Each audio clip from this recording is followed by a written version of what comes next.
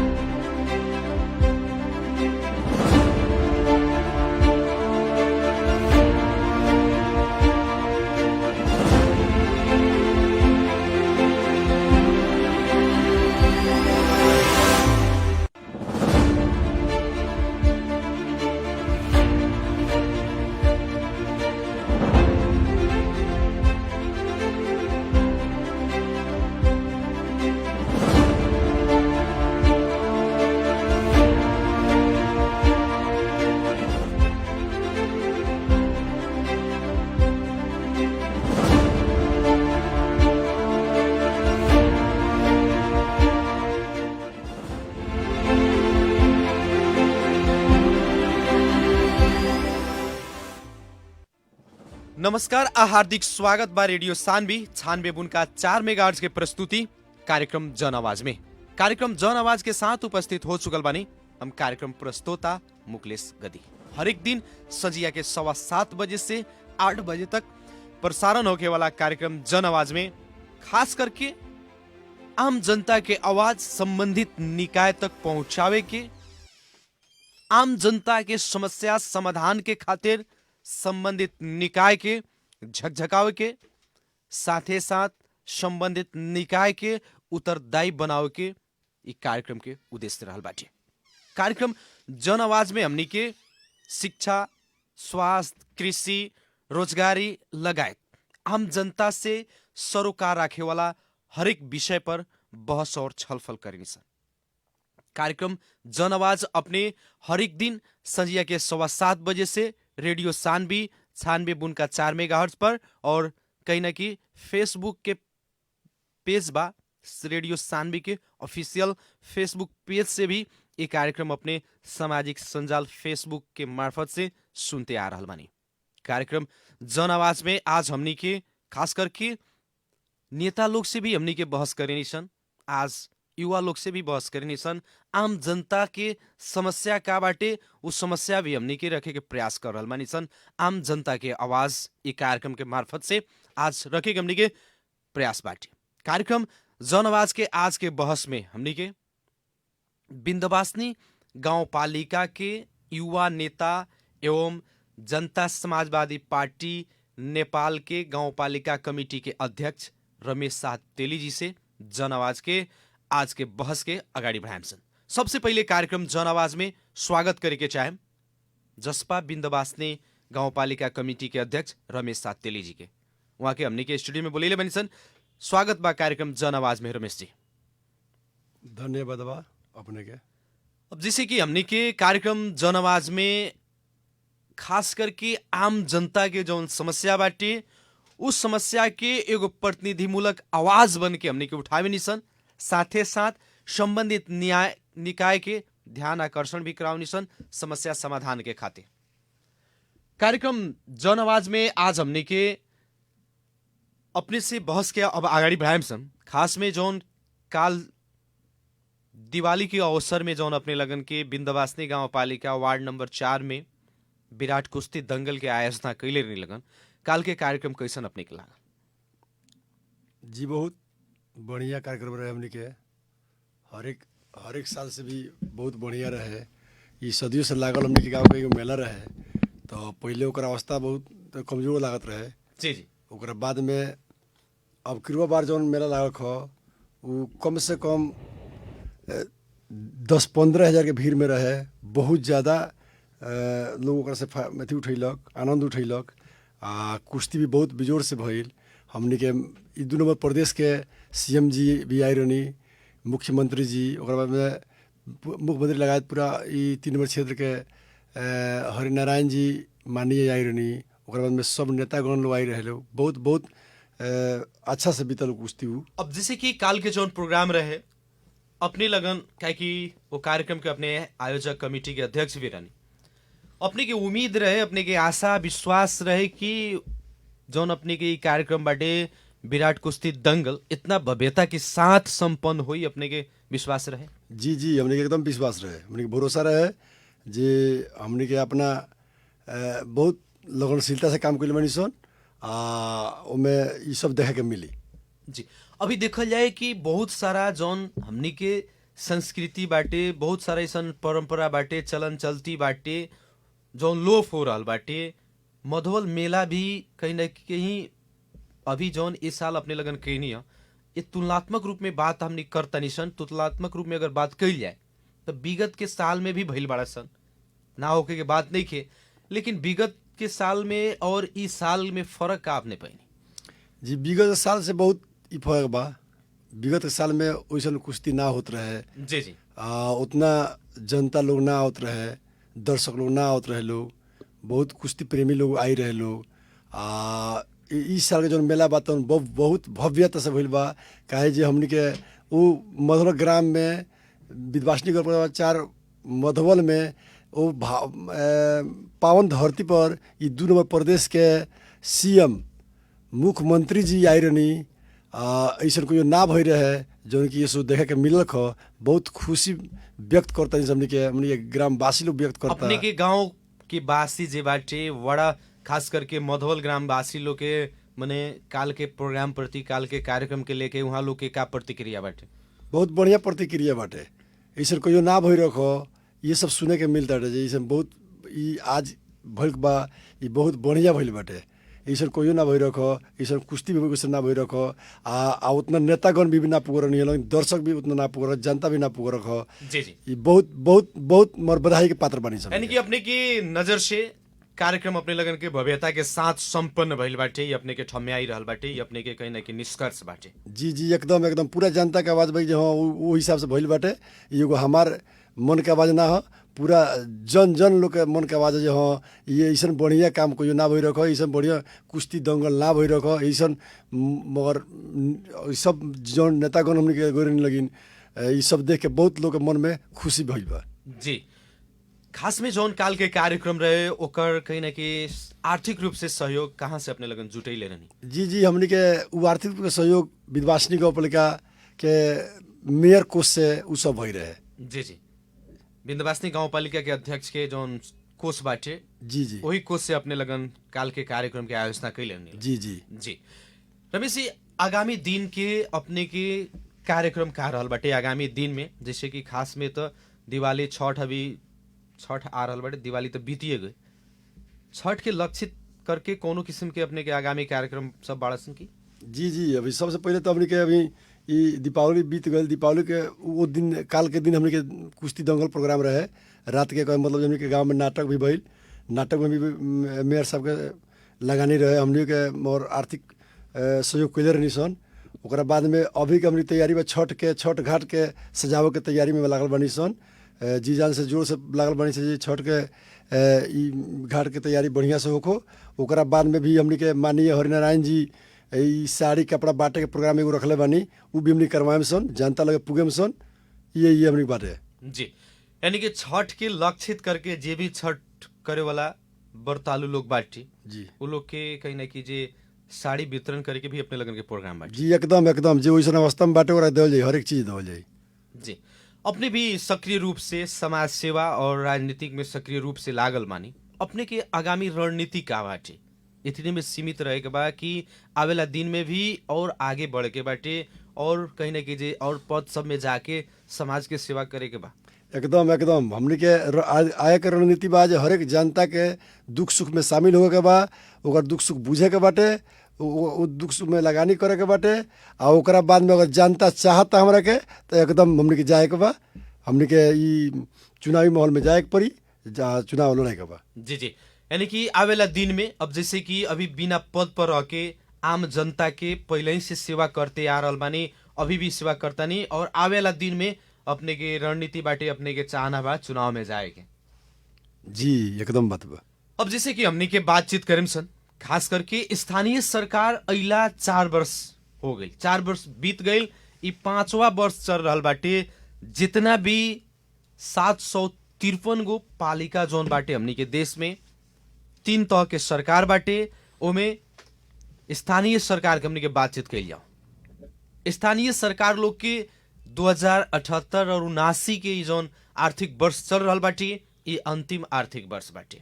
4 वर्ष बीत गई और कहीं ना कि लास्ट वर्ष के भी कुछ महीना बीत चुकल बाटे। ये अवस्था में अभी तक हमनी के बातचीत कर रहा बानी सन। ये अवस्था में पालिका सबके अपने के जैसे गांव पालिका के विकास के अवस्था का रहल बाटे, एकरा पर बहस करे के चाहम सन। वहाँ के विकास के अवस्था बताई, कैसन किस्म के विकास बाटे, वहाँ विकास भइल बा कि नहीं ये 4 साढ़े 4 वर्ष के अवधि में। जी सर, सबसे पहले हम एगो बात जोड़े के चाहेम जी, ई जो 753 गो स्थानीय तह बा तो उतना पूरा घूम के देखले नहीं किस हमने के। जी जी, मगर अपना जौन गौपालिका के विकास बा तो कहियो ना भई रख हमनी के अपना गांव में भी उतना हमनी के कोई विकास ना भई रख। हमनी के ढलान चले के ना मिलत रख, हमनी के गिरावल भी माटो पूरी गिरावल भी ना चले के मिलत रख। हमनी के अपना गौपालिका में ऐसा हिसाब से विकास भइल बा जे हमनी के कोई ना देखल रही तौन विकास भइल बा गिरबा। अब जैसे कि अपने विकास के बात कर रहल बानी, अपने ही के पार्टी से जीतल अध्यक्ष भइला के नाता से अपने विकास कर रहल बानी कि वास्तव में गांव पालिका में विकास भइल बा? जी ना, एकदम उ पार्टी के नेता से मतलब नहीं है सर, विकास से मतलब बा। विकास क्यों भी करो, चाहे विपक्ष पार्टी के होको चाहे अपना पार्टी के होको, मगर विकास के कहल जाए, सही के सही कहल जाए, गलत के गलत कहल जाए। यानी कि विकास भइल बा तो विकास कह रहल बानी। अब हमनी के थोड़ा विषयगत पर चर्चा करे के चाहम सन। यदि विकास भइल बाटे अपने के पालिका में, खास करके जैसे कि शिक्षा, स्वास्थ्य, कृषि, विकास निर्माण, जौन भौतिक पूर्वाधार के विकास सब भइल बड़ा सन, रोड नाला, एकरा बाद में हमनी के बातचीत करम सन एकरे पर। अब जैसे रोड नाला के वहाँ के अवस्था, वहाँ के विकास के बारे में अपने बताई, काहे कि वहाँ अपने स्थानीय नेता बानी, स्थानीय युवा बानी, अपने के ज्यादा एकरा बारे में जानकारी हो। कैसन किस्म के विकास बाटे रोड और नाला के विषय में? जी, रोड नाला के विकास बाजी हर एक जगह नाला रोड बन गई बाटे।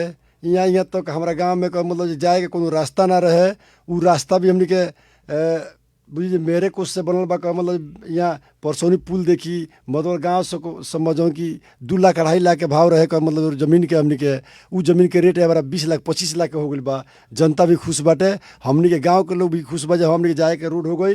ओकरा बाद में मतलब पानी नाला के भी सुविधा हो गई, स्कूल के चारों ओर से बाउंड्री भी हो गई। इस सब में हमनी के बहुत विकास बाटे। हमनी के अपने के गांव में विकास हो गई तो अपने के पालिका में विकास हो गई? जी ना, पालिका में बहुत बा, हर एक लाइन समग्र रूप में अगर हमनी के पालिका के बात कही जाए तो पालिका में सड़क और नाला की अवस्था का बाटे? अभी भी बरसात होता तो लोग कहीं ना कि पांक में चले के पड़ता थे। जी, हमनी के हर एक पालिका के हर एक गांव में जाके देखेम तो चारों ओर वैसन के मिली। हमारा गांव से मतलब नहीं के, हर एक हमनी के 14 गांव को जो एगो स्थानीय हमनी के अथी बा गौपालिका, उनमें 14 गांव में जाके देखेम तो उहे उतने बराबर मिली। उनमें कोनो में कमी कोनो में बेसी नहीं के भइल, हर एक गांव में उतने बराबर बा विकास।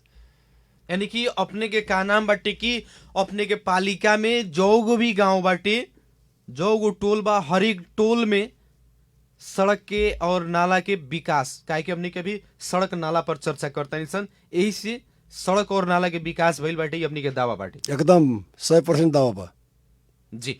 और शिक्षा के बात कही जाओ, शिक्षा में जौना किस्म से जौना बेरा अपने लगन चुनाव में गए रहनी, अपने के गांव पालिका अध्यक्ष छी, ओ बेरा उम्मीदवारी रहनी, वो लोग जब चुनाव में अपने लगन गए नहीं लगन, जनता से जौन वादा कैले रहनी लगन कि शिक्षा में हमने के सुधार करेम सन, का वैसन सुधार भइल बाटे? एकदम सुधार भइल बा। हमनी के का भइल बाटे बताओ? हमनी के गोरदौल गांव में जौन की उ 8 क्लास तले स्कूल रहे, ओकरा के 10 तले बनावल गई।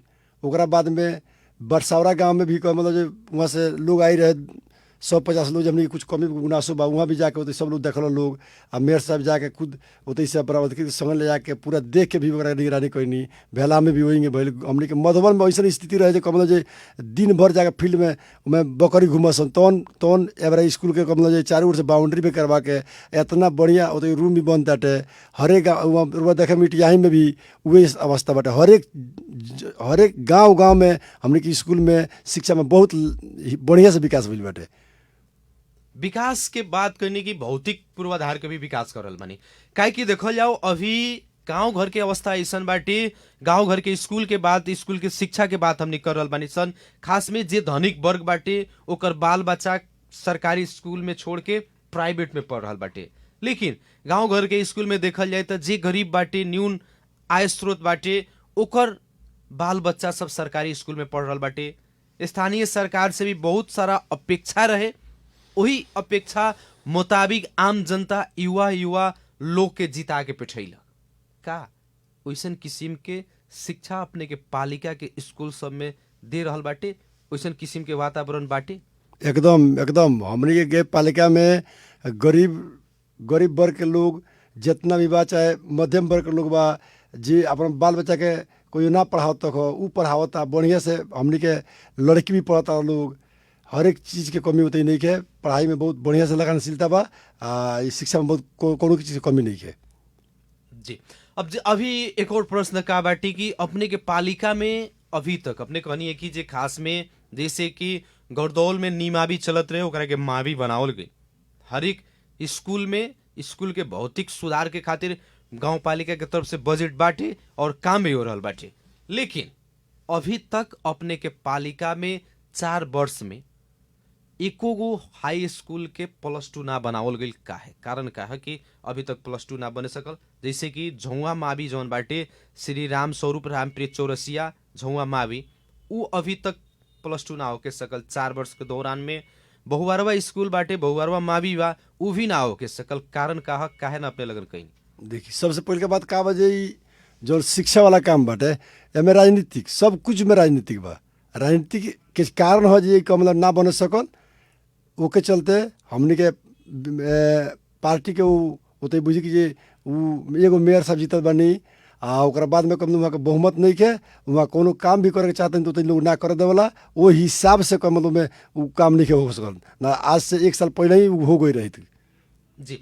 का राजनीतिक घुसल जेकरा कारण से +2 संचालन ना होके सकल, अपने लगन करे ना सकन। ऊ राजनीतिक विद्यालय व्यवस्थापन के समिति गठन खतरा वार्डा कमेटी वार्डा लोग कहे हमनी के अपना हिसाब से कही जाई। ओकरा में मेयर साहब भी ओतै से शिक्षा आयोग समिति बनैनी, ओकरा बाद में ओकरा कार्यान्वयन करे चाहनी, ऊपर बहुत विवाद भइल, ओकरा हिसाब से ऊ काम ना हो सकल जी। यानी कि विद्यालय व्यवस्थापन समिति गठन ना भइला के कारण से अपने लगन मावी संचालन करावे ना सकनी, बिंदवासनी गाउँपालिका में संचालन ना होके सकल। जी वही बात है जी। खास में अब हमनी के स्वास्थ्य के बारे में परिचर्चा कहल जाए। स्वास्थ्य के अवस्था का बाटे अभी भी सुने निसन अपने के पालिका के अस्पताल सब में समय पर दवाई ना मिलेला, जनता जाला तो फिर के चलावेला। का वास्तविकता का बाटे? जी वैसे बातें कोनो नहीं है। काहे कि जो हमनी के पालिका में इतना महंगा से महंगा दवाई होला, एंटीबायोटिक दवाई होला, जो सब किनला हमनी के खुद कोटेशन बहुत ही देखलो से मिल जाई जे हाँ ये कौन दवाई मिल रहा। हर एक चीज के उपलब्ध हमनी के पालिका में। लेकिन जनता जाला तो जनता के ना मिलेला, गुनासो ऐसा किस्म के जनता के आवेला। अपने कहल मानी कि दवाई बढ़िया किनाला, वही सब बात हमनी सुने के ना मिलला सर, अपने लगन के ना मिलेला। लेकिन जनता तो हमनी से कहेला कि जितना भी दवाई आवेला, दवाई सब डॉक्टर लोग ले जाला। पालिका कहता कि हमनी के विभिन्न किस्म के दवाई खरीद कर रहल सन, देता नहीं सन। वास्तविकता में का ना वैसे बात नहीं है, वैसे बात नहीं। डॉक्टर लोग ना ले जाला लोग, उ सब दवाई हमनी के हेल्थ सेंटर में बिक्री अथी होला, वितरण होला, आ बाकायदा उ सब बढ़िया से होला। हमें कोनो दिक्कत नहीं है, हमें कोनो अथी नहीं है, किंतु परंतु नहीं है। यानी कि दवाई मिलेला एकदम। स्वास्थ्य के अवस्था वहाँ माने बढ़िया बाटे अपने के दृष्टिकोण से। बहुत बढ़िया बा। स्वास्थ्य भवन सब बड़ा नौकरी की अवस्था का बाटे भौतिक पूर्वाधार में का है कि बहुत जीर्ण अवस्था में भी स्वास्थ्य चौकी बाड़ा सन। एकरा प्रति अपने के अध्यक्ष जी के चाहे अपने के पालिका के मने ऊपर ध्यान पुगल बा कि नहीं के पुगल? एकदम पुगल बा। हमनी के 1 नंबर वार्ड में मतलब जी बहुवारवा एगो स्वास्थ्य चौकी रहे, ओकरा बाद में ओकरा बदला में एगो वहाँ गरदौल भी राखल गई, जिन लोग के जनता लोग के दिक्कत ना होको।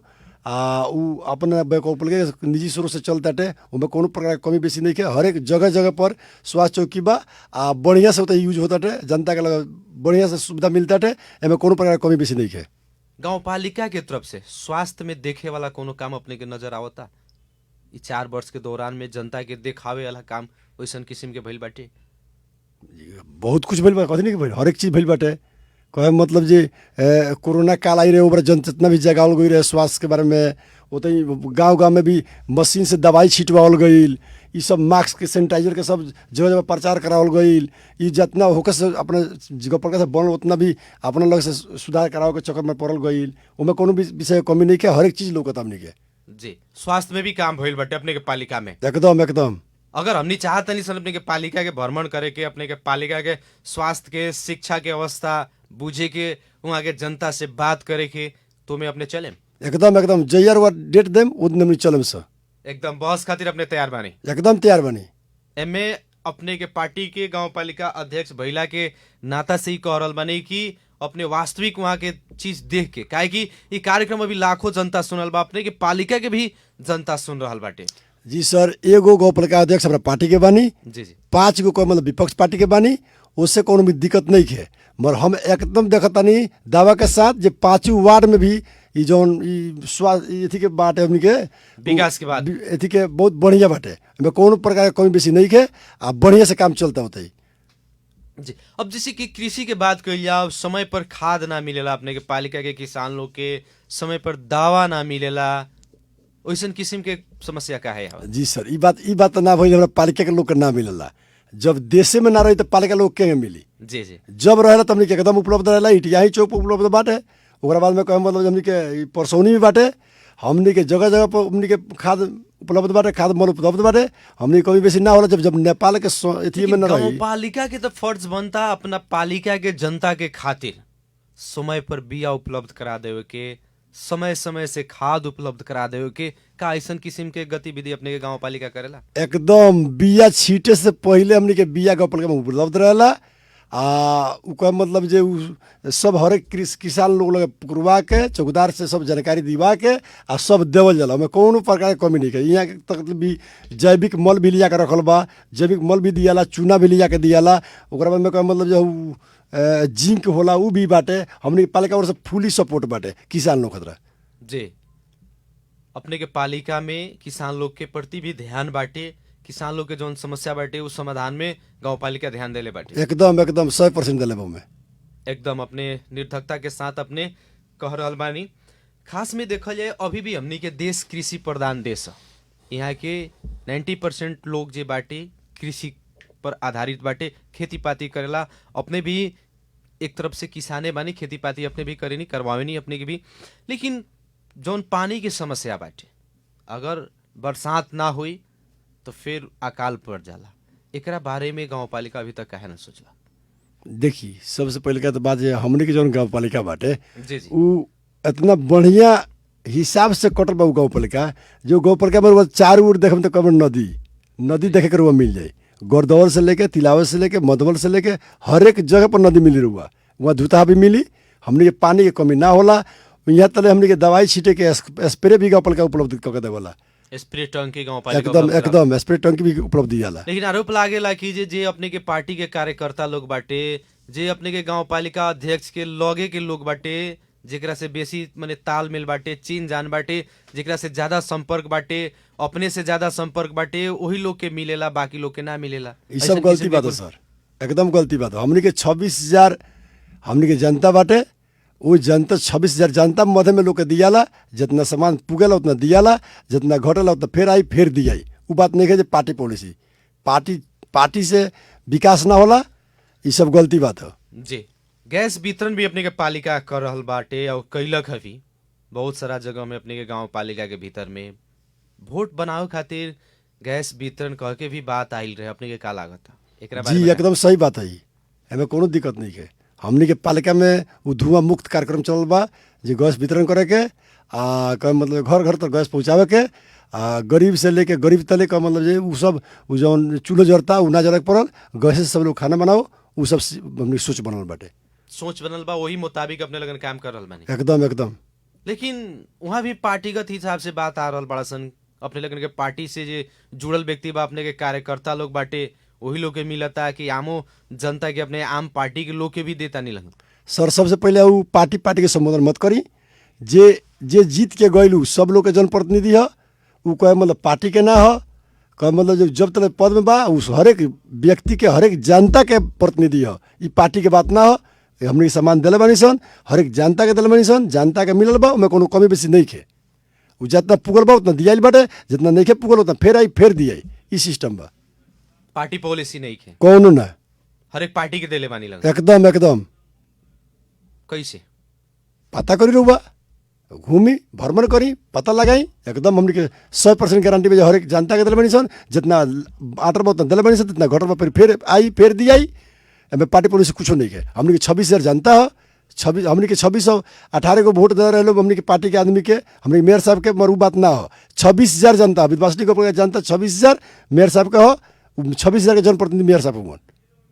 यानी कि अपने लगन पार्टी पॉलिसी के नीचे रह के ओकरा से ऊपर उठ के उ भावना से अपने लगन काम कर रहल बानी। एकदम वे सोचे हमने के। लेकिन विपक्ष कर रहल बाटे कि 4 वर्ष में विकास जौना किस्म से जनता के मैंडेट दियाइल रहे चुनावी दौरान में वो दौरान अनुसार वो चुनावी एजेंडा अनुसार वो चुनावी जौन अपने लगन के घोषणा पत्र रहे ओकरा मुताबिक विकास होके सकल बाटे इस 4.5 वर्ष के दौरान में।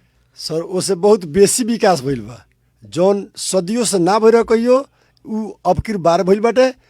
अब अपना गांव का ना कम हर एक गांव में 14 गांव हमारे 14 गांव बा 14 गांव में घूम के भ्रमण करके देख सकता नहीं जे विकास कहूँ कमी नहीं है। एक बराबर विकास बा, विकास में तनको कमी नहीं है। आ चारों ओर विकास रोड नाला से लेके स्कूल मठ मंदिर हर एक चीज के विकास भइल बाटे, मस्जिद हर एक चीज के विकास भइल बाटे। यानी कि विकास के जौन भी एगो सिस्टम होला शिक्षा स्वास्थ्य कृषि रोजगारी महिला हर एक सेक्टर में विकास भइल बाटे अपने के पालिका में। जी एकदम ए विकास अपने देखा सकता नहीं हमनी के जैमसन रिपोर्टिंग में तो। एकदम दिखा सकता नहीं। खास करके अभी हमनी के बातचीत कइल जाओ जैसे कि विंध्यवासिनी गांव पालिका के अपने युवा नेता बानी अभी तक इतना विकास कैला के बावजूद भी आम जनता के का चाहना का बाटे? आम जनता के चाहना ये बा जे विकास जे करता जी जी विकास करता वो आदमी फिर जीतो फिर विकास करो कामे करो लगे काम लोग दीजी जे काम में बावरे काम दिया एकरा से पहले भी तो विकास होत रहे। एकदम ना होत रहे सर। कैसे? एकदम रुआ घूम के देखी ये कोई 4 वर्ष पहले जो रोड में एगो धूरा ना रखो उतई पिच ढलान भइल बाटे उतई ग्रेवल भइल बाटे वहाँ कौन प्रकार कमी नहीं है ये सब जनता देखत नहीं के।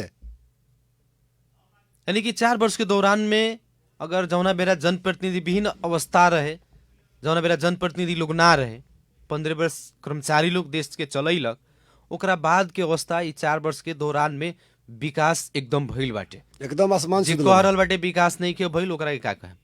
अब देखिए अपना हमनी के शब्द उ सब ना हो जे कहता वो बढ़िया बात कहता कहो जले कही ना तो हमनी के आदमी की चेतना के होई मगर हमनी के एकदम 100% गारंटी में विकास भइल बा।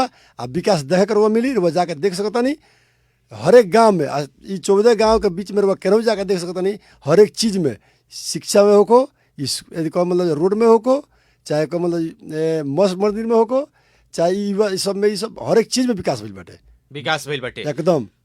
हमने के फिर से बातचीत के प्रसंग थोड़ा बदलेम सन अपने के घर विंध्यवासिनी गांव पालिका वार्ड नंबर 4 मधोला अपने भी बीरगंज आवेनी और पारसा जिला के गाइडलाइंस मुख्य प्रवेश द्वार हमने के तिलावे पुल बाटे। तिलावे पुल अभी अधूरा बाटे। तिलावे पुल बनाओ के खातिर युवा लोग मांग भी कर रहल बाटे। एकरा बारे अपने के का धारणा बाटे? वो तो बढ़िया बात बा तिलाव पुल के बनाओ खाता लोग मांग करता बढ़िया बात बा मांग करता लोग ठीक बात बा हमनी को मांग करम सन जी। लेकिन तिलावे पुल बने के चाही वो रेडियो सानवी भी की मांग बाटे। हमने भी आवाज उठा रहल बानी सन कि रेडियो सानवी तिलावे पुल बने के चाही। उसे ना बनला के कारण से भी जनता के बहुत समस्या बाटे जनता बहुत मार में पड़ता जब जाम लागता। लेकिन तिलावे पुल के जौन अभी अवस्था बाटे धरना देहल जाता ओकरा बाद तिलावे पुल के लेकर के जौन व्यक्तिगत टिक्का टिप्पणी सब हो रहल बड़ा सन एकरा प्रति अपने का प्रतिक्रिया? सब राजनीतिक है सर वो सब राजनीतिक है वो देखावा है ये कम लोग देखी जनता देखी जे हिसन बा वो सब कुछ ना है सर। अगर उतना आवाज उठाओ को बा हर एक नेता एक हो के और स्रोत केंद्र पे चला जाए हाँ जहाँ से बने वाला बा वैधानिक बा उतई बन सकता उतई चल उतई आवाज उठा लबरई के चटई बिछा के आ कुछ आवाज उठावला वो सब ना हो सब वो तो राजनीतिक है सर कि वो कैरेक्टर डाउन करे खतरा राजनीतिक है वो सब कोनो बात ना हो। लेकिन जहाँ समस्या बाटे जैसे जहाँ से बने वाला बाटे वहाँ जाएगे पड़ल अपने के कहना? एकदम वो जगह पर पुगक पड़ल। तिलावे पुल पर धरना देला से पुल नहीं के बन सकत। कुछो नहीं हो सकत, वो तो सब देखावा है सर। जी जी, लेकिन अपने ही के क्षेत्र के माननीय जी के वहाँ बदनाम कइल जाता है। देखिए सर, उ कहे मतलब जो हमने क्षेत्र के मानिए जी के बदनाम करे खतरा, उ सब लोग राजनीति करता लोग जानता लोग। ए बरा हरिनारायण उनियार जी हर एक चीज़ से बरियार बनी। वहाँ के जौन क्षेत्र में 3 गो मेयर जीतल बा लोग, 1 गो उप मेयर जीतल बाड़ी, ये सब लोग इतना विकास पूर्ण वालो विकास कैले वालो जे कहूँ भी कौन किंतु परंतु नहीं है। और वहाँ के बदनाम करे एगोड़े जगह बा उ तिलावे पुल, जबकि तिलावे पुल वहाँ के टेंडर में नहीं है। लुम्बिनी बिल्डर टेंडर ले चुकल बा, ओकार का मतलब प्रोपराइटर दूसर के बाटे।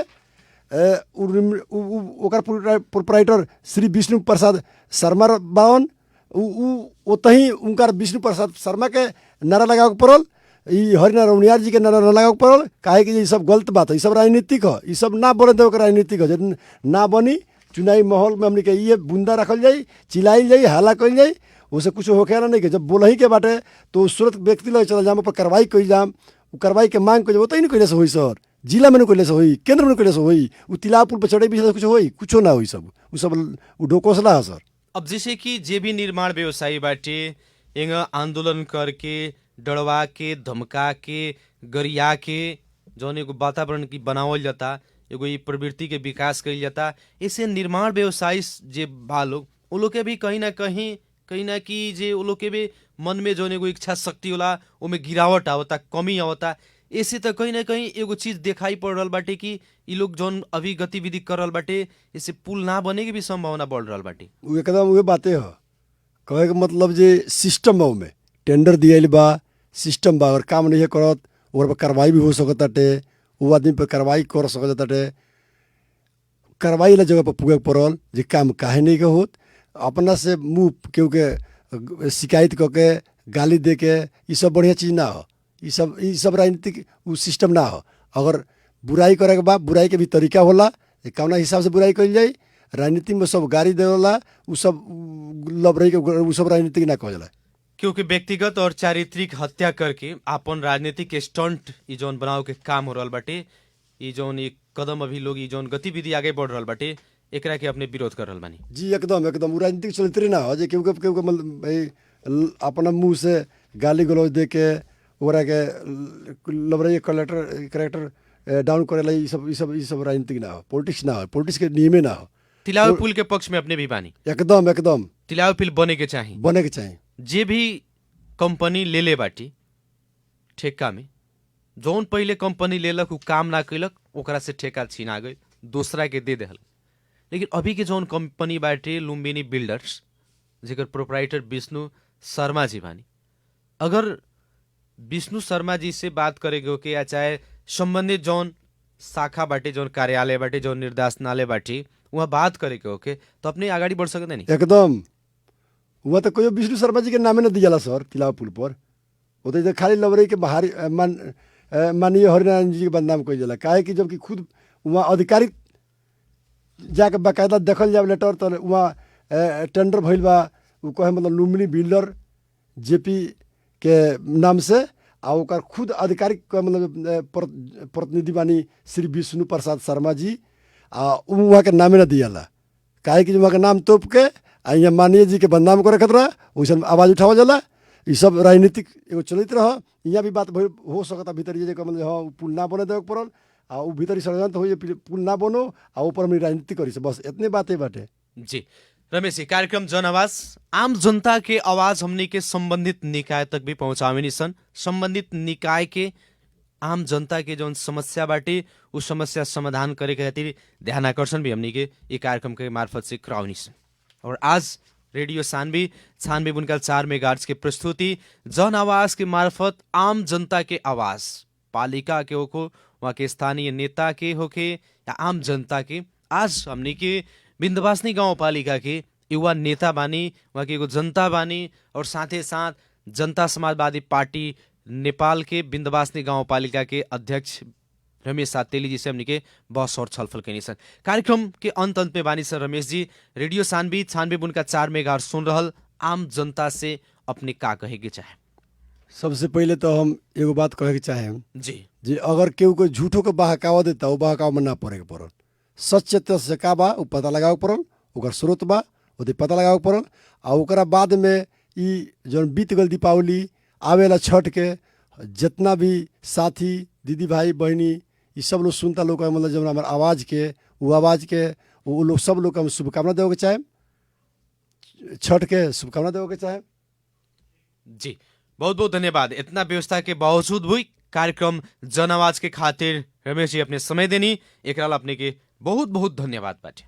जी बधाई बा आप लोगों के इस सानवी में सानवी रेडियो के पूरा परिवार के कि जो कम से कम हमारा से दू टूम बोलवाओ के बात रहे के मौका हमारा मिलल, जनता में आवाज़ सुनाओ के मौका मिलल। बहुत बहुत बधाई बा बोला जी धन्यवाद। आदरणीय जन समुदाय, कार्यक्रम जन आवाज के आज के बहस और छलफल के अंत में आ चुकल बानी सन। कार्यक्रम जन आवाज के आज के बहस खास करके हमनी के बिंदवासनी गांव पालिका के विकास की अवस्था वहां के युवा नेता रमेश साह तेली जी के साथ में कैनी सन। कार्यक्रम सुन के साथ देनी एक अपने के धन्यवाद बाटे। रेडियो सानवी हरदम तिलावे पुल समय पर बने के चाहिए ओकरा पक्ष में बाटे। हमनी भी संबंधित निकाय से बात कर रहल बानी सन, संबंधित ठेकेदार से बात कर रहल बानी सन। ठेकेदार रेडियो मार्फत आवे के निखन चाहत, जब भी फोन कर रहल बानी सन विष्णु शर्मा जी के वहां के भागे के प्रयास कर रहल बानी। कार्यक्रम जन आवाज भी तिलावे पुल जल्द से जल्द बने के पड़ल, वहां डाइवर्सन जल्द से जल्द बनाओ के पड़ल। एक बारे में भी हमनी के बहस और छलफल करेम सन। कार्यक्रम सुन के साथ देनी एक अपने के ढेर सारा धन्यवाद देते हुए कार्यक्रम जन आवाज के आज के बहस और छलफल से हम कार्यक्रम प्रस्तोता मुकलेश गदी विदा चाहत बानी। नमस्कार।